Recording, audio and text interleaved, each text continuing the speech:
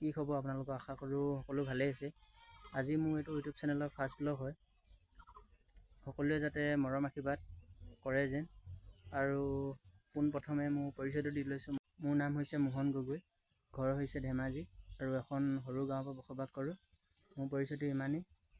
আৰু ইয়াতে কথা এষাৰ কওঁ, যিহেতু সকলো ৰাইজে গম পাইছে শিৱসাগৰ, যোৰহাট, চৰাইদেউ বানৰ যি পৰিস্থিতি হৈছে, সকলোৱে যাতে সহায়ৰ হাত আগবঢ়াওক, ইয়াকে ক'লোঁ।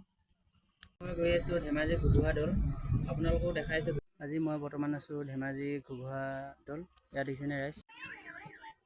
দেখিছেনে ৰাইজ, ধেমাজি ঘুগুহা দৌলৰ মেইন গেটটো। আপোনালোকৰ ভিতৰৰ পৰিৱেশটো দেখাই আছোঁ ব'লক।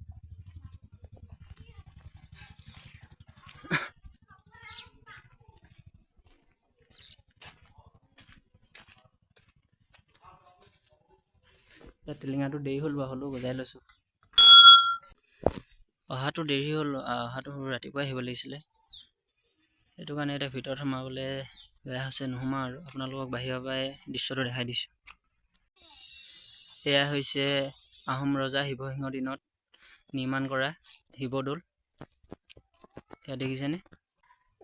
অসম পুৰাণত্ব অনুসৰি আহোম ৰজা শিৱসিংহৰ দিনত 1714 চনৰ পৰা 1740 চনলৈকে নিজৰ ৰাণী অম্বিকাগিৰি দেৱীৰ কাৰণে নিৰ্মাণ কৰা হৈছিল বুলি ধৰা হয়। ভাবকচোন ৰাইজ, কিমান বছৰ আগতে, শ বছৰ আগতে সজা এটা আজিলৈকে পুনৰ্জীৱিত হৈ আছে। সকলোৱে আহক, আপোনালোকে এপাক চাই যাব পাৰিব।